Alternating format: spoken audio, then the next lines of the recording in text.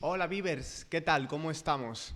Bueno, ya me conocéis, soy Jorge, vuestro profesor de algunas asignaturas en Centro de Estudios Luis Vives, como Historia o Geografía, y lo que vamos a hacer a continuación va a ser ver y resolver el examen de acuerdo de Fundamentos del Arte de la PCE de la convocatoria de mayo del 2022.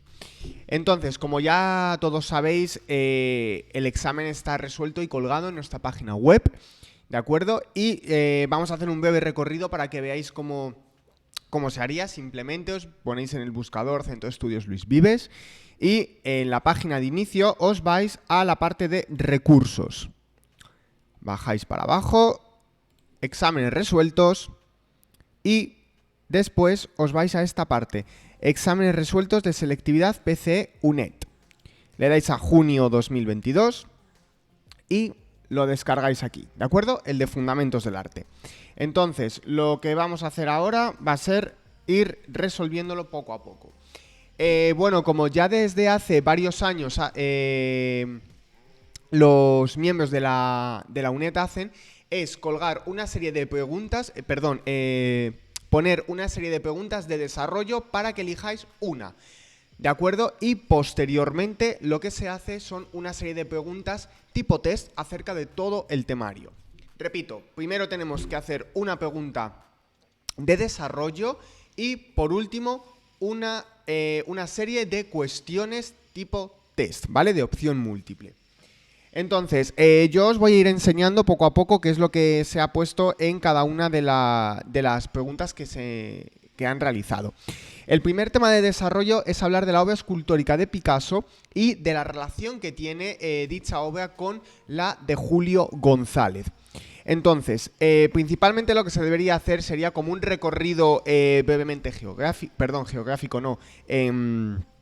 biográfico de esa etapa escultórica de Picasso, ¿de acuerdo? Y hablando de las relaciones que puede tener Julio González con ello, porque como ya sabéis, tanto Julio González como Picasso se conocieron y se influyeron mutuamente.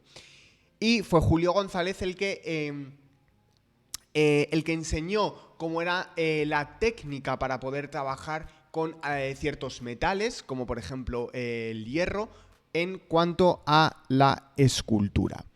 Entonces, principalmente lo que tendríamos que poner sería eso. Sería muy importante, de acuerdo, el poder nombrar algunas de las principales obras para poder hacer referencia a alguna, como por ejemplo Apollinaire, ¿de acuerdo? O si no, también se podría nombrar cualquier otra que conozcáis, ¿de acuerdo? No tiene por qué ser explícitamente esta. Si conocéis alguna otra, pues cuantas más haya, mucho mejor. La segunda pregunta es quizá una de las más frecuentes en la PCE, porque es muy corriente que pongan esta pregunta de desarrollo, que es la de Rodin con sus principales obras y rasgos. Bien, aquí habría que hacer principalmente un recorrido biográfico y adentrarnos en algunas de las principales obras que tiene Rodin. Importante destacar, como os he señalado aquí, ¿vale? Al principio de la respuesta a la pregunta, es la relación, la influencia que tienen autores renacentistas, como son por ejemplo Donatello o Miguel Ángel, en la obra escultórica de Rodin. Como ya sabéis, Rodin pertenece a esa corriente impresionista de la segunda mitad del siglo XIX. Entonces, podríamos hacer también una breve mención a cuáles son las características de la escultura impresionista, que lo que se quería conseguir es estos diferentes efectos, mejor dicho, que tiene la luz natural en las obras que tienen la naturaleza, o si no también las obras escultóricas, ¿vale? Entonces, yo he hablado aquí de algunas de las principales obras, como por ejemplo Manos de Amantes, ¿de acuerdo? O si no también Fugit Amor, en el que el non finito de Miguel Ángel es muy apreciable. Recordamos que ese non finito es esa intención que tiene la belleza del interior de la obra para poder salir, y es por lo que muchas obras de Miguel Ángel parece que no estaban acabadas, al igual que algunas obras de Rodin que parece que no estaban acabadas cuando en realidad sí que lo están. Y lo que se está plasmando es ese intento de la belleza interior de la obra para poder salir a la superficie. También podemos hablar de algunas de sus obras principales, otras como por ejemplo El beso o Las puertas del infierno, y por supuesto la del Pensador, porque es la obra más característica de Rodin. Aquí se nota muchísimo esa influencia de Miguel Ángel, no solamente en esa postura, en esa postura de poder pensar, sino también en el rostro reflexivo, esa mirada reflexiva, y también ese non finito del maestro renacentista de Miguel Ángel.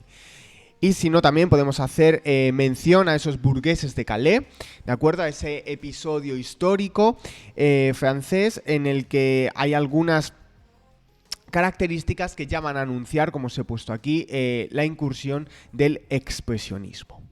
Esto sería principalmente lo que tenemos que hacer referencia.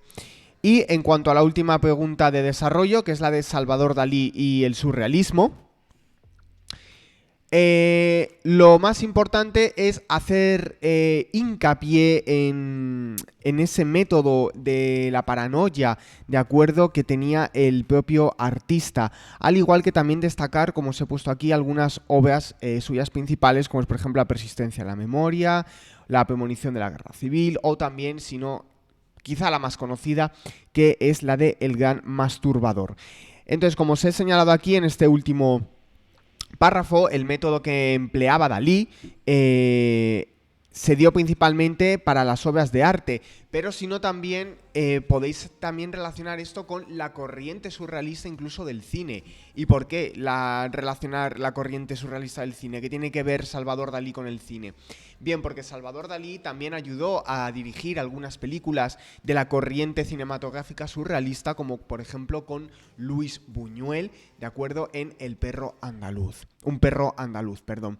Entonces podéis también relacionarlo con ese aspecto que no se saldría para nada del tema.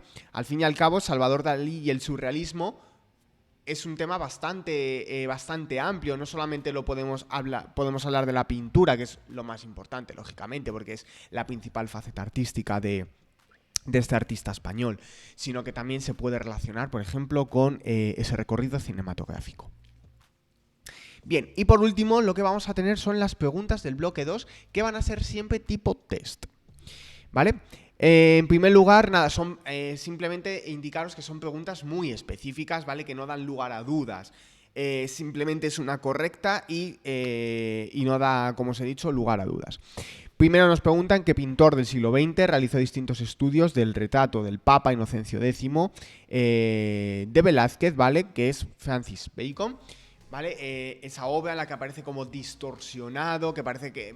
A mí me recuerda un poquito a La niña del exorcista, esa obra incluso, ¿vale? Por esas deformaciones que hace dicho artista del siglo XX, de este papa de la etapa barroca.